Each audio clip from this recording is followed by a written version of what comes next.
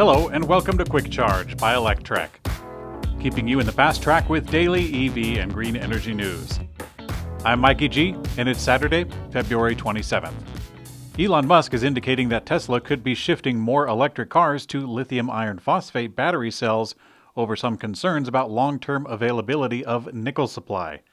Last year, Tesla CEO Elon Musk mentioned that he believes the energy density of iron phosphate batteries have improved enough that it now makes sense to use the cheaper and cobalt-free batteries in its lower-end vehicles. The CEO has been expressing concerns about the availability and price of nickel, but when he was recently discussing battery resources available on Twitter, Musk said, quote, "Nickel is our biggest concern for scaling lithium-ion cell production. That's why we are shifting standard-range cars to an iron cathode. Plenty of iron and lithium." Now, the comment seems to imply the shift is ongoing, and therefore it could expand beyond just vehicles produced in China. Elon Musk confirmed that Tesla has received high demand for the new refreshed Model S and X vehicles. In a new email to employees, the CEO said that the automaker will increase production with a second shift in order to meet the demand. After closing production lines for 2 weeks, he confirmed that the retooling for the refresh version of the two electric flagship vehicles is almost done, and that production will ramp up over the next quarter. When launching the new vehicles, Musk said that deliveries should start this month, but it looks like the retooling has taken a bit longer. American EV automaker Rivian released test footage of its R1T pickup in temperatures below freezing at -30 Fahrenheit. According to Rivian's Stories page, the testing took place in Baudette, Minnesota, home to North America's largest cold weather testing facility. It's common for EVs to suffer in cold temperatures, actually. Since a chemical reaction is taking place within each battery cell, cold temperatures tend to slow things down. However, Rivian appears to be tackling the issue head-on, leaning into the frostbitten air instead of avoiding it. To test the conditions, Rivian engineers kept the R1T's cold soaking overnight, allowing the engineers to begin refining the EV's thermal control software and develop self-heating strategies to maintain optimal battery performance. In addition to extensive battery testing, Rivian's working on the traction control systems across multiple surfaces and wintry, slippery conditions. In an official statement last week, U.S. automaker Lordstown Motors announced that it has entered the Endurance Beta skateboard in the 2021 SCORE International San Felipe 250. The upcoming Lordstown Endurance is an all-electric pickup truck to begin production in September. As it's the only vehicle unveiled by Lordstown as of yet, the Endurance has an aura of excitement and curiosity. Last month, the automaker claimed that it already received over 100,000 pre-orders, and following entry into the race, they revealed some images of the Endurance Beta, which is set to race in the desert. It will come complete with roll bars, a lift kit, and much larger off-road tires. The race is scheduled for April 17th in Baja, California. The specs of the Rivian Adventure Network have been revealed, with actually higher capacity than we expected. The Adventure Network is Rivian's way of saying charging network, but with a bit of garnish on top. The new spec document shows 300 kilowatt fast charging capacity for the station.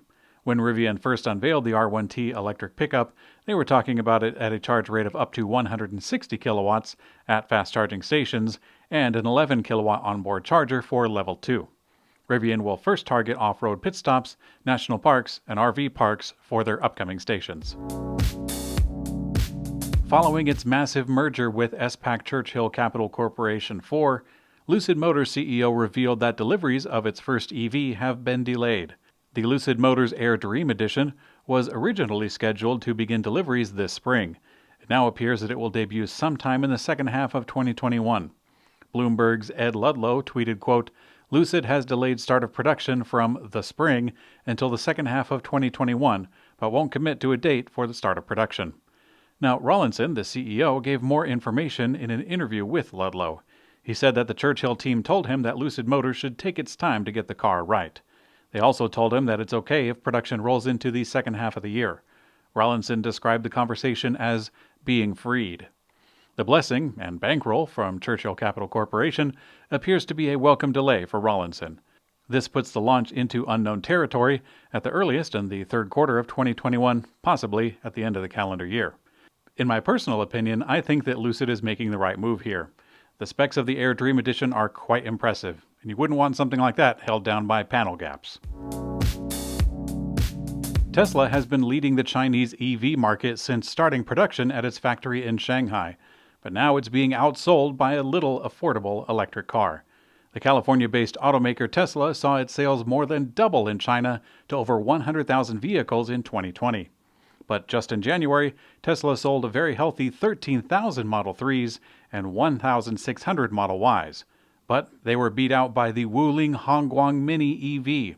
36,000 of these were delivered in the same period. With a miniature range of 75 miles on a 13 kilowatt-hour pack, the microcar measures in millimeters, 2,917 millimeters long and 1,493 millimeters wide. This translates to about 9.5 feet long and 4.5 feet wide, a little bit bigger than a golf cart. With a starting price around $4,112, I'd totally rock one of these, but I doubt that I would affect Tesla's market in the slightest. The Postmaster General for the U.S. Postal Service recently committed to 10% of the fleet going full electric. The upgrade was announced this past week and will replace 50 to 165,000 vehicles over the next 10 years.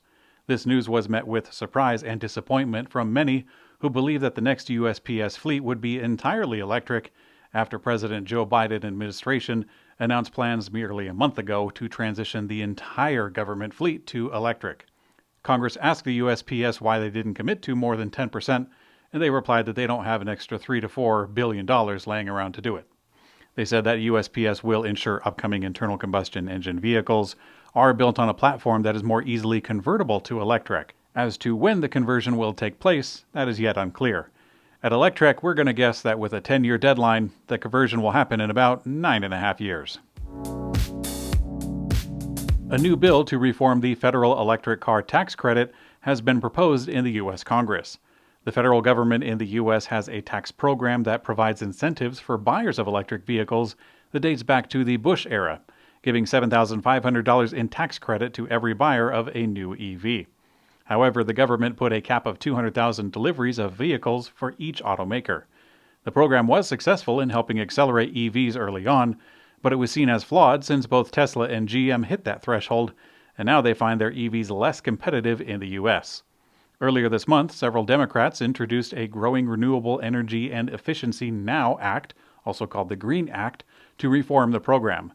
And now a second bill, called the Electric Cars Act, has been introduced by Senator Jeff Merkley of Oregon and Congressman Peter Welch of Vermont, and this will offer an alternative to the program. The long and short of it is this.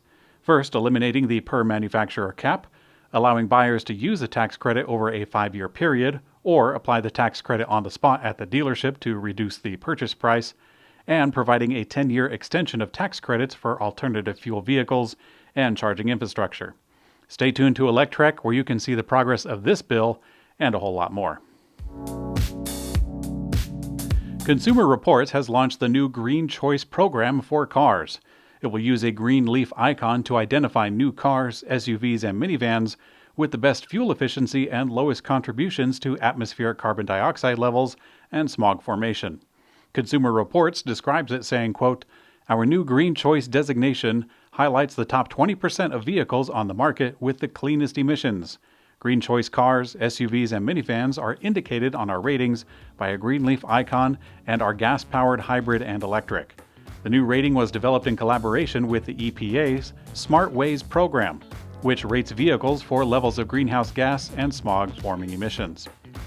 Thanks for watching Quick Charge by Electrek. We also have an audio version on your favorite podcast player. I'm Mikey G, and I hope you have a great day.